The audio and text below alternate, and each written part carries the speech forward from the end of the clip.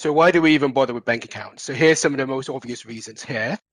To keep money in a secure place. So Nate used the example of some people actually keeping money in an envelope. We don't need to do that, obviously. To be able to earn interest on your money is very important. To avoid needing to carry large amounts of cash, so obviously it's a lot more practical. To be able to buy products on the internet, and to be able to use cash machines to withdraw money.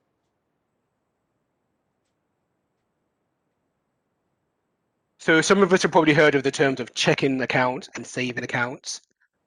These are two broad definitions of two different types of accounts. Within each of them, there's a lot of variation. But for today, we'll just keep it quite simple. And we'll go through what each of these typically tends to be the differentiators between these two. So just looking at the left-hand side, that's going through the checking account. So what is a checking account really for? A checking account is for use now. It's for use today, for use for your everyday transactions, for buying a TTC card, going to buy a magazine, going to buy a newspaper, topping up your phone. Typically, there's a fee, and we're going to go into that in a little bit.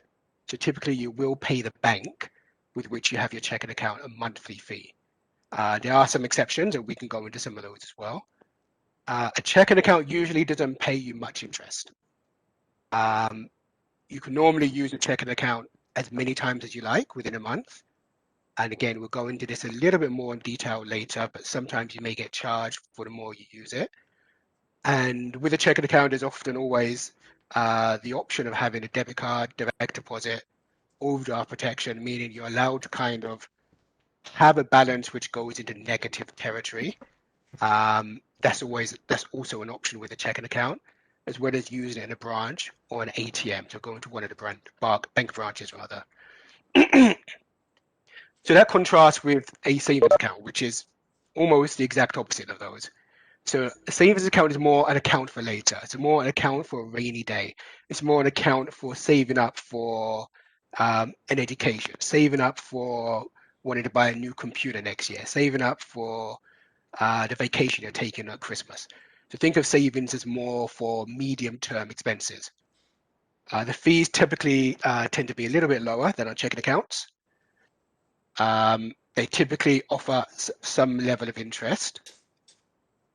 Normally, there's a limited number of transactions, and they also do have some other features as well, which we don't really necessarily have time to go into here. But generally, think of a savings account as you putting money aside and preparing for a rainy day and big ticket expenditures, and checking account for your day-to-day things such as taking money out and paying money in.